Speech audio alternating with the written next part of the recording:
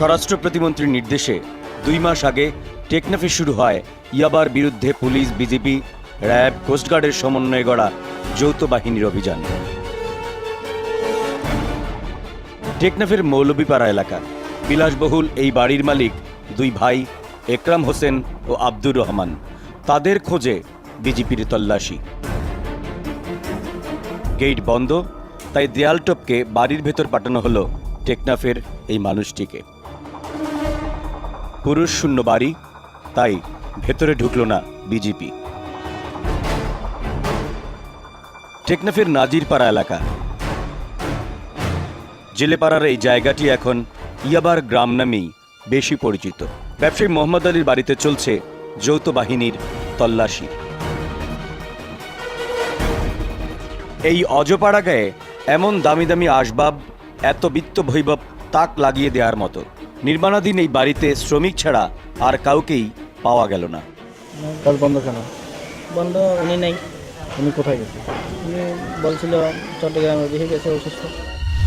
ইয়াবার আগমন এবং আস্তে আস্তে বাংলাদেশের বিস্তার নিয়ে গত পর্বে স্বরাষ্ট্র প্রতিমন্ত্রীর হুঁশিয়ারি শুনে আমরা যতটা আশ্বস্ত হয়েছিলাম, যৌথ বাহিনীর অভিযান দেখে ঠিক ততটাই যেন হতাশা পেয়ে বসে আমাদের মনে। কারণ খুব স্পষ্ট এবং সুনির্দিষ্ট। যৌথ বাহিনীর অভিযান শুরু হবার আগে ভাগেই আত্মগোপনে চলে গেছে বড় বড় ইয়াবা ব্যবসায়ীরা। কেউ নদী পার হয়ে মায়ানমারের রেঙ্গুইনে, কেউ সাগর পাড়ে দিয়ে থাইল্যান্ড, মালয়েশিয়ায়, আবার কেউ বিমানে চড়ে চলে গেছেন একেবারে মধ্যপ্রাচ্যে। তারপরও থেমে থাকেনি যৌথ বাহিনীর অভিযান। স্থলপথে চেকপোস্ট বসায় বিজেপি, আর নৌপথে টহল বাড়ায় কোস্টগার্ড। ইয়াবার সন্ধানে নাফ নদীতে নিয়মিত টহলে নেমেছে বাংলাদেশ কোস্টগার্ড। নদীতে ছোট মাছ ধরার ডিঙি নৌকায় কোস্টগার্ডের কড়া নজর। এই সব ছোট ডিঙি নৌকায় চড়ে যারা মাছ ধরে সাগরে, তাদের মাছ ধরার জালে মাছের বদলে ওই পার থেকে আমাদের এই পারে চলে আসে ইয়াবা। কিন্তু আজ সন্দেহজনক কোনো দৃশ্যই চোখে পড়েনি কোস্টগার্ডের।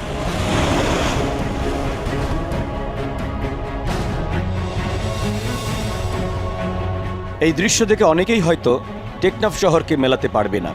আগের মতো শত শত মোটরসাইকেলের হাক ডাক নেই, আনাগোনা নেই উঠতি বয়সের, মাঝারি বয়সের, চিরচেনা সেই সব মুখগুলো।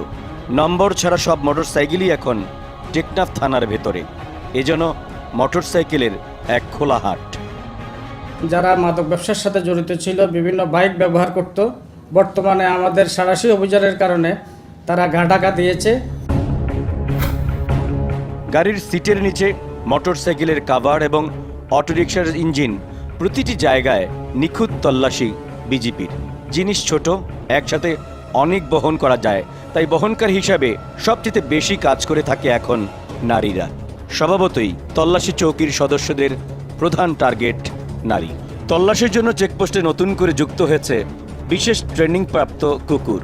শরীরের ভাঁজে কিংবা অন্য কোথাও যদি ইয়াবা লুকানো থাকে, যদি ইচ্ছাকৃতভাবে অথবা অনিচ্ছাকৃতভাবে কোনো কারণে তা বিজেপির দৃষ্টি এড়িয়ে যায়, এই প্রশিক্ষণপ্রাপ্ত কুকুরগুলো সেটি খুঁজে এনে দেয়। গাড়ি যখন চেক করবে ধরছি, তখন দেখছে যে গাড়িতে তোমার আস্তে করে পাক মারছে, তখন আমি ওখান থেকে দৌড়ে আসি। আসার পরে আমার বলতে আছে যে স্যার এই পুতলা পাওয়া গেছে।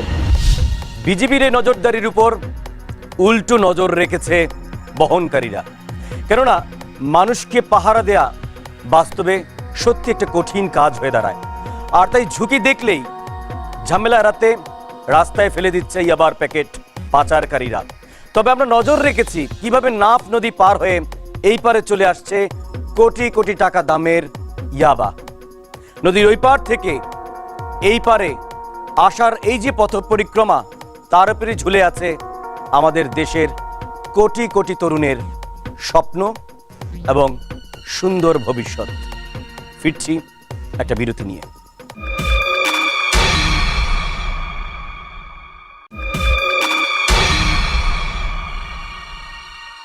এলাকা ছেড়ে পালিয়েছে ইয়াবা ব্যবসায়ীরা। দেখে মনে হচ্ছে যেন মায়ানমার থেকে ইয়াবা আসাই বন্ধ হয়ে গেছে, কিন্তু না, এত সহজে আমাদের দেশে কোনো কিছু বন্ধ হয় না। সব শোক সহ্য করা যায়, কিন্তু কেমন করে সহ্য করবে রাতারাতি ফুলে ফেপে ওঠা টেকনাফের মাঝি, দিনমজুর কিংবা হেল্পাররা? খবর পেলাম আজ রাতেই নাকি ঘটনা ঘটবে, এবং সত্যি এই অভিযানের মধ্যেই ঘটবে। সেই দৃশ্য খুব কাছে থেকে আমরা ধারণ করতে চাই, দেখাতে চাই আপনাদের।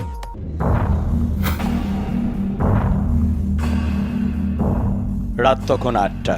ঘড়ির কাঁটায় বেশি না বাজলেও ঘুটঘুটে অন্ধকার আর চারদিকে নীরবতা আমাদের মনের ভেতর 12টা বাজিয়ে দিয়েছে। বিজিবির সাথে রওনা হয়ে গেলাম নাফ নদীর উদ্দেশ্যে।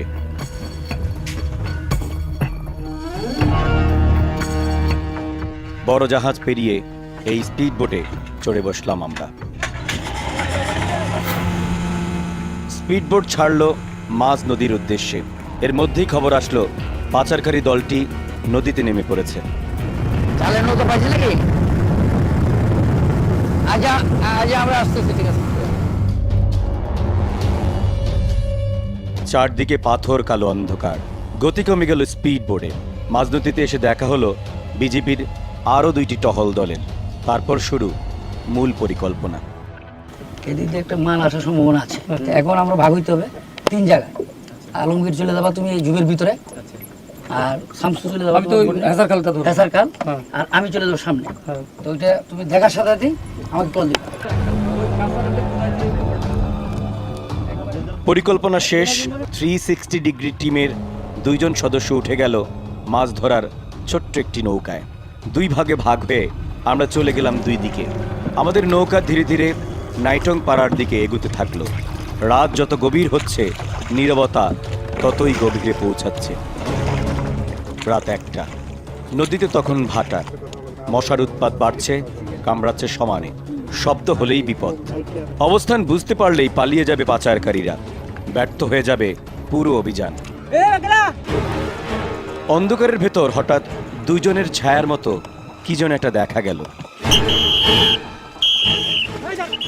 লাফ দিয়ে নাফ নদীতে ঝাঁপিয়ে পড়লাম আমরা সবাই। দাদা আপনি থাকেন, দেখি আমি কোন দিকে। প্রাণ বাঁচাতে একটি প্যাকেট ফেলেই জঙ্গলের ভেতর পালিয়ে গেল পাচারকারীরা। আসল টার্গেটের বদলে সেকেন্ডারি টার্গেট পেয়েই খুশি অভিযানকারী দল।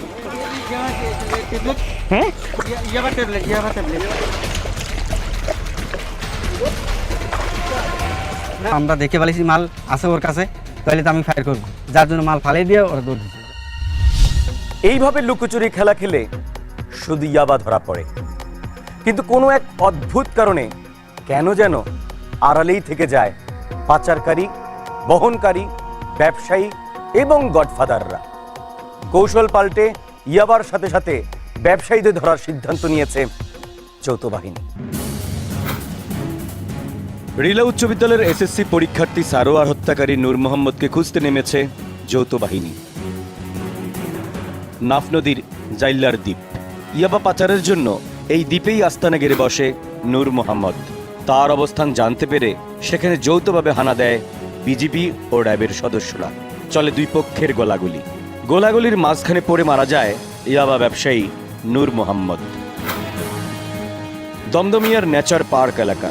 ইয়াবা পাচারের পরিকল্পনায় ব্যস্ত ছিলেন স্বরাষ্ট্র মন্ত্রণালয়ের তালিকাভুক্ত ইয়াবা ব্যবসায়ী জাহেদ হোসেন জাকু ও সহযোগী ফরিদুল আলম। খবর পেয়ে ঘটনাস্থলে যায় বিজিবি, পুলিশ ও র্যাব। যৌথ বাহিনীর দাবি, তাদের অবস্থান টের পেয়ে গুলি ছুড়ে ইয়াবা ব্যবসায়ীরা। যৌথ বাহিনীর পাল্টা গুলিতে মারা যায় জাকু আর ফরিদ।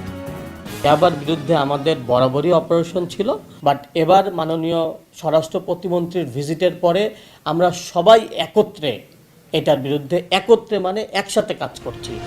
মাদক নিয়ন্ত্রণ অধিদপ্তরের পরিসংখ্যান বলছে, বাংলাদেশের আইন শৃঙ্খলা রক্ষাকারী বাহিনী 2009 সালে 1,30,000, 2010 সালে 8,13,000, 2011 সালে 10,76,000, 2012 সালে 21,34,000, 2013 সালে 28,21,000 পিস ইয়াবা উদ্ধার করেছে।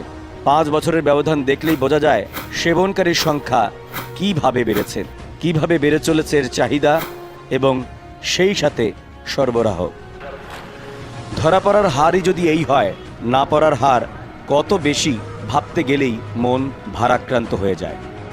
তালিকার শীর্ষে আছে বিজেপি। এই সংস্থার সদস্যরা উদ্ধার করেছে 31,03,000 পিস ইয়াবা। তারপরের অবস্থান পুলিশ, তারা উদ্ধার করেছে 23,98,000 পিস। র্যাব উদ্ধার করেছে 19,28,000। মাদক নিয়ন্ত্রণ অধিদপ্তর 5,34,000। আর কোস্টগার্ড উদ্ধার করেছে 2,07,000 পিস ইয়াবা। বিজেপি, পুলিশ, র্যাব, কোস্টগার্ড উদ্ধার করেছে, কিন্তু মাদক নিয়ন্ত্রণ অধিদপ্তরের কাজটা কি?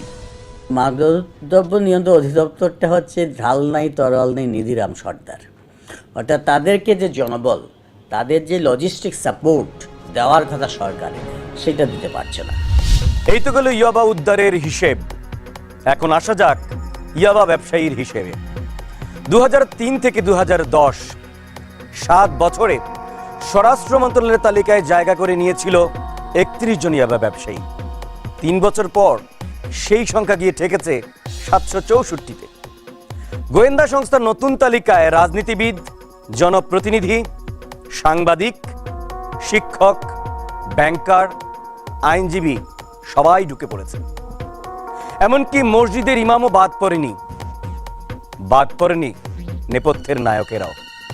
এই তালিকা কতখানি তথ্য নির্ভর, কতখানি স্বচ্ছ, কতখানি নিরপেক্ষ, এই প্রশ্নের উত্তর জানতে চাই আমরা।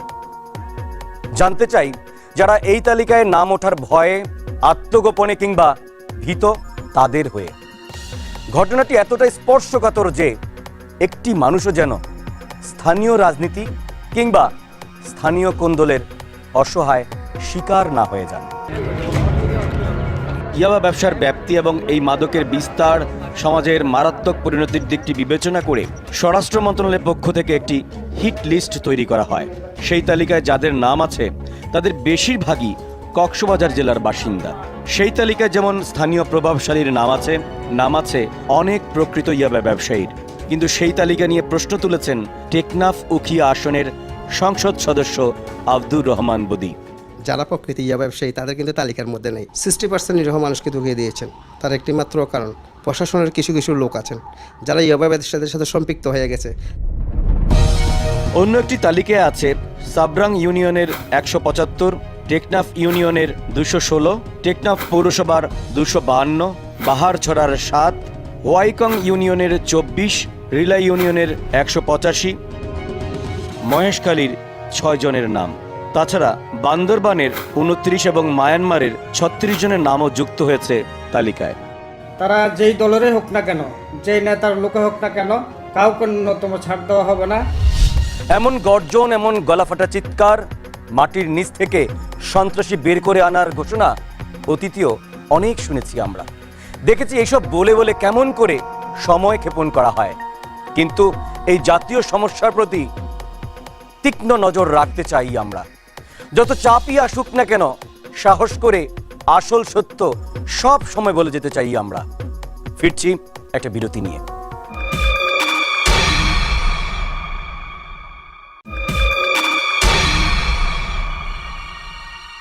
টেকনাফে যারা ইয়াবা ব্যবসা করে তারা মূলত দুইটি পরিবারের কাছে একেবারেই জিম্মি। বহনকারী, পাচারকারী, পাইকারি কিংবা খুচরা বিক্রেতা সবাই কাজ করে ওই দুটি পরিবারের আন্ডারে। একটি পরিবারের কথা আমরা সবাই কম বেশি জানি। তথ্য, ধারণা, অনুসন্ধান সব কিছুই বলছে একটি নেতৃত্বে আছে স্থানীয় সংসদ সদস্য। এই পরিবারটির কথা অনেকবার মিডিয়ায় প্রকাশ পেলেও আরেকটি পরিবার থেকে গেছে ধরা ছোঁয়ার একদম বাইরে। টেকনাফের শিলবনিয়া পাড়া। গোয়েন্দা সংস্থার তালিকায় ডাক্তার হানিফের ছেলে হাজি সাইফুল করিম একজন ইয়াবা গডফাদার। চট্টগ্রাম অঞ্চলকে কেন্দ্র করে তিনি গড়ে তুলেছেন ইয়াবা পাচারের এক বিশাল নেটওয়ার্ক। স্থানীয় এমপি বদিকে নিয়ে যখন প্রশাসন, মিডিয়া সবাই ব্যস্ত, তখন প্রশাসনের কারো কারো সহযোগিতায় নিজের আখের গুছিয়ে নিতে ভুল করেননি তিনি। হাজি সাইফুল করিমের বাড়িতে আমাদের টিমের সদস্যরা। ভাই কোথায়? কন্ট্যাক্টই নেই আমাদের সাথে। কেন? যোগাযোগ নাই, বাড়িতে আসে না অনেকদিন। তালিকায় উঠে আসে তার ভাই স্থানীয় সাংবাদিক জিয়াউল করিম, রেজাউল করিম ও শ্যালক আব্দুর রহমানের নাম।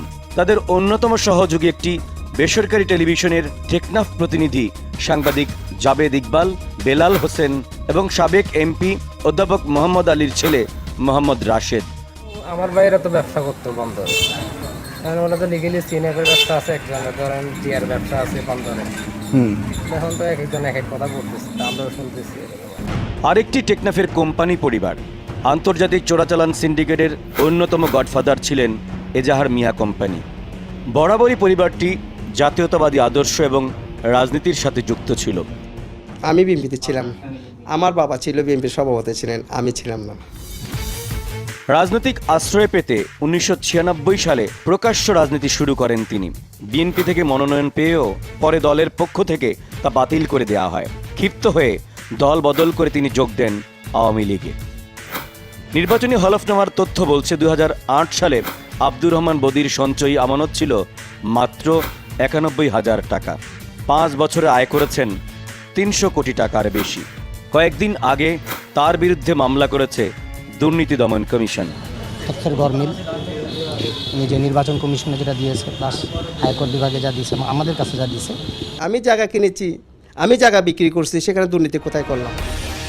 ইয়াবা পাচারের মাধ্যমে 2 হাতে কামিয়েছেন কোটি কোটি টাকা। তার ব্যক্তিগত গাড়ির ভেতর দিয়ে ঢাকায় ইয়াবা পাচারের অভিযোগও আছে তার বিরুদ্ধে, যদিও তিনি তা দৃঢ়তার সঙ্গে অস্বীকার করেছেন। চেক করার জন্য আমি নিজেই প্রশাসনকে সবসময় বলি। কখনো কি করছে আপনার গাড়ি? কখনো অনেক সময় অনেক সময় হয়েছে, তো আমি নিজেই চেক করাইছি। করেন আব্দুর রহমান বদি ছাড়াও তার 5 ভাই মৌলভী মুজিবুর রহমান, আব্দুল শুক্কুর, মোহাম্মদ শফিক, মোহাম্মদ ফয়সাল ও আব্দুল আমিনের নামও আছে ইয়াবা ব্যবসায়ী তালিকায়। আমি চ্যালেঞ্জ করছি দেখি আমার ভাই যদি কোনো এই ধরনের কোনো ঘটনার সাথে যদি জড়িত থাকে তাকে ক্রস ফায়ার দেওয়ার জন্য। পরিবারের অন্য সদস্যদের মধ্যে তার বোন শামসুন নাহার জ্যোতি, ভাগ্নে শাহিদুর রহমান নিপু, 2 বেয়াই আক্তার কামাল ও জাহাঙ্গীর কবির চৌধুরী, মামা হায়দার আলী ও মামাতো ভাই কামরুল ইসলাম রাসেলের নামও আছে এতে। অন্যান্য দলেরা যারা আছে আমাদের বিরোধী পক্ষ, তারা হিসাব করতেছে কি এমপিকে যদি কোণঠাসা করতে পারি, তার পরিবারকে যদি কোণঠাসা করতে হয়, আগামী দিনের মধ্যে আমরা এই আওয়ামী লীগের আসনটা তারা নিয়ে যেতে পারবে। গত 12ই আগস্ট বদির দ্বিতীয় স্ত্রী শাহিনা আক্তার সাকিকে ইয়াবা ব্যবসায়ী সন্দেহে আটক করে চকরিয়া থানা পুলিশ। সেই ঘটনার ব্যাখ্যা দিয়েছেন সংসদ সদস্য আব্দুর রহমান বদি। সত্যতা আমি করে এই যে বিএনপি লোক আছে, সত্যতা আমি করে বলছে যে না, এখানে একটা মেয়ে আসছে, এই মানে এটাই বিষয়ের বউ, মনে হয় ইয়াবা ব্যবসা নিয়ে ইয়াবা নিয়ে আসছে। শক্ত প্রমাণ থাকার পরও আব্দুল শুক্কুরের বিরুদ্ধে কিছুই করতে পারেনি আইন শৃঙ্খলা রক্ষাকারী বাহিনী।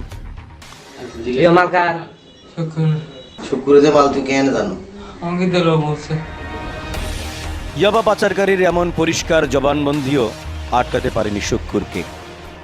বন্দরের মধ্যে বিভিন্ন লেবার থাকে, বাঁচার জন্য হয়তো আমার ভাইয়ের নামটা বলছে। কোম্পানি পরিবারের মুরব্বী এখন পৌরসভার মেয়র। আমাদের প্রশ্ন ছিল ইয়াবা ব্যবসায়ীরা এখন কোথায়? এদের বিরুদ্ধে কখনো প্রতিবাদ সভা করেছেন কিনা তিনি। আমি আপনার মানে বলবো যে আপনার ওনার আত্মীয় স্বজনকে রক্ষা করার জন্য ওনারা সভা করছে। আত্মীয় স্বজন কি ওই ব্যবসা জড়াই গেছে? আছে, থাকবে না বলে তো বলবো না, আছে। আমার নাম তো প্রশ্নে আসে না, আমি একজন এমপি, সংসদের এমপি। পৃথিবীতে টাকাটা বড় কথা নয়, ইয়াবা হারামের ব্যবসা। এই হারামের টাকাকে একজন এমপি রক্ত বর্ষণ করবে, সেটা কোনোদিন সম্ভব না। তার বিরুদ্ধে যত অভিযোগই থাকুক না কেন, তিনি তার যুক্তি দিয়ে তার বিরুদ্ধে ওঠা সব অভিযোগ খণ্ডাবেন, এটাই স্বাভাবিক। দীর্ঘ অপেক্ষার পর তিনি আমাদের সময় দিলেন, খুলে বললেন তার মতো করে অনেক কথা। তার কথার সূত্র ধরে আমরা আবারও নিশ্চিত হলাম অনেকেই এলাকা ছেড়ে পালিয়েছে, আবার অনেকে এখনো টেকনাফেই ঘোরাফেরা করছে প্রকাশ্যে, কিন্তু বদলে ফেলেছে ব্যবসার সেই পুরনো রূপটি। নাইকংছড়ির চাকঢালা সীমান্ত ফাঁড়ি, ইয়াবা আসার নতুন রুট খুঁজতে হবে আমাদের। দুর্গম পাহাড়ি জনপদ পাড়ি দিয়ে আমাদের যেতে হবে 6 কিলোমিটার দূরে মায়ানমার সীমান্তে।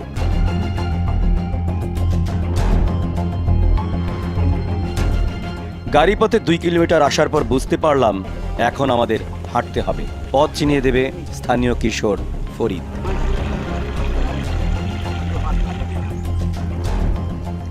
পাহাড়ি জঙ্গল পার হয়ে আধা কিলোমিটার পথ আসার পর যোগ দিলেন স্থানীয় স্কুল শিক্ষক আলাউদ্দিন। হাঁটতে হাঁটতে গল্প শুরু হয়ে গেল তার সাথে। এখন ওদিক দিয়ে বর্ডার কঠোর হওয়ার কারণে নিরাপদ হিসাবে তারা ইয়াবা ব্যবসায়ী যারা আছে তারা এদিক দিয়ে বেছে নিচ্ছে। গহীন জঙ্গল, উঁচু নিচু পাহাড়ি পথ, বিজিবির সর্বশেষ আশারতলী ক্যাম্প পাড়ি দিয়ে আমরা আরও 2 কিলোমিটার ভেতরে ঢুকে পড়লাম। আমরা পৌঁছে গেলাম একেবারে শেষ সীমানায়, অর্থাৎ নো ম্যানস ল্যান্ডে। এটা হচ্ছে পুরোটা 0 পয়েন্ট, এখানে কোনোদিন আসে না বিডিআর, এটা জীবনও আসবে না।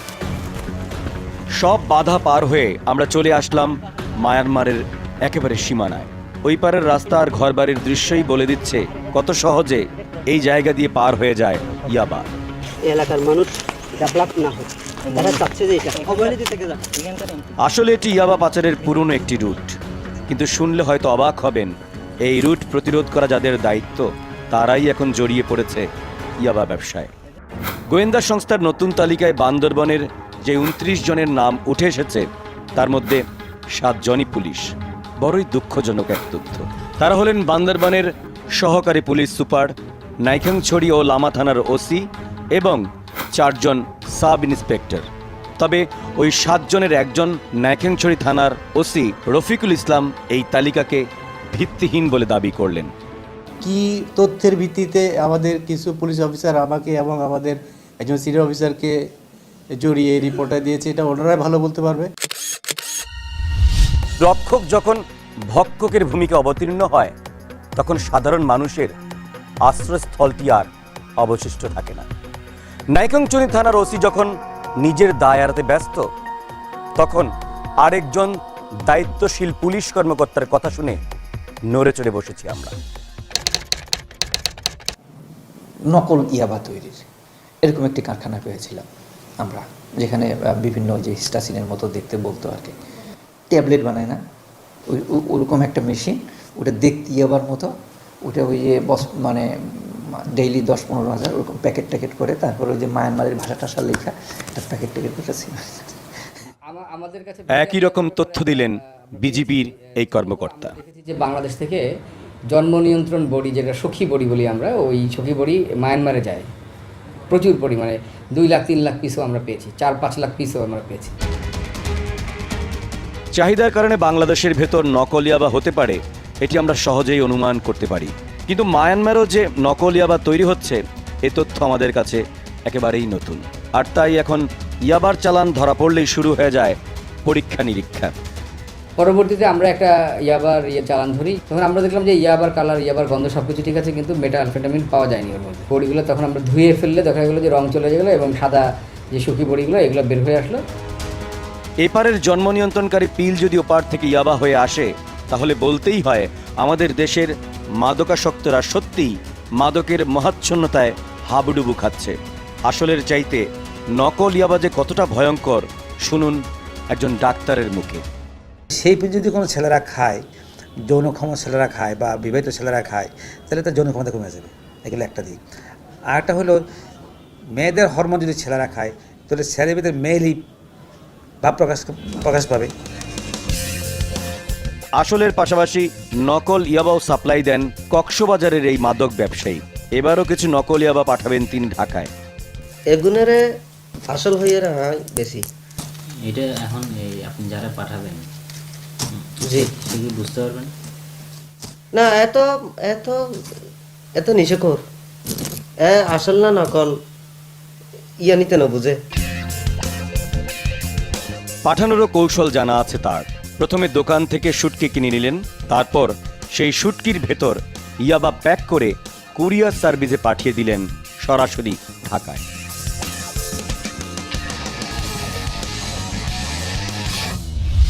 আমরাও এবার সাথে যেতে চাই ঢাকায়, দেখতে চাই কুরিয়ার সার্ভিসের গাড়িটি পুলিশের চেকপোস্ট ফাঁকি দিয়ে কিভাবে ঢুকে পড়ছে রাজধানী ঢাকায়, তারপর কিভাবে ইয়াবা ছড়িয়ে পড়ছে সারা দেশে, কিভাবে ঐশীর মতো মেধাবী তরুণী জড়িয়ে পড়ছে মাদকে, কিভাবে পরিণত বয়সের আগেই হয়ে উঠছে স্বাধীন চেতা, কিভাবে রাতের আধারে মেতে উঠছে ডিজে পার্টির ফুর্তিতে, কিভাবে একজন পুলিশ কর্মকর্তা পৃথিবীর সবচাইতে নিরাপদ আশ্রয় নিজের শোবার ঘরে প্রাণ হারান, কিভাবে নীরবে নিভৃতে শেষ হয়ে যাচ্ছে এক একটি সম্ভাবনাময় ভবিষ্যৎ। সেই কষ্ট, সেই হাহাকার, সেই বুক ফাটা আর্তনাদ নিয়ে আমরা হাজির হব পার্ট 3, অর্থাৎ ইয়াবা নিয়ে আমাদের তৃতীয় এবং সর্বশেষ পর্বে। প্রিয় দর্শক, ইনভেস্টিগেশন 360 ডিগ্রি আপনার, আমার, আমাদের সবার সমাজের সত্যিকার অর্থে মুখপাত্র হতে চায়, জাতিকে সার্ভ করতে চায়। আর তাই আপনার কাছে সুনির্দিষ্ট, আবারও বলছি, কেবলমাত্র সুনির্দিষ্ট তথ্য কিংবা অভিযোগ থেকে থাকলে আমাদের সরাসরি জানান। জানানোর মাধ্যম আছে 4টি: mobile telephone, SMS, email, Facebook page. যারা মিস করছেন তারা দেখতে পারবেন ইউটিউবেও। আজ তাহলে এ পর্যন্তই, তবে কথা কিন্তু একটাই, ভালো থাকবেন,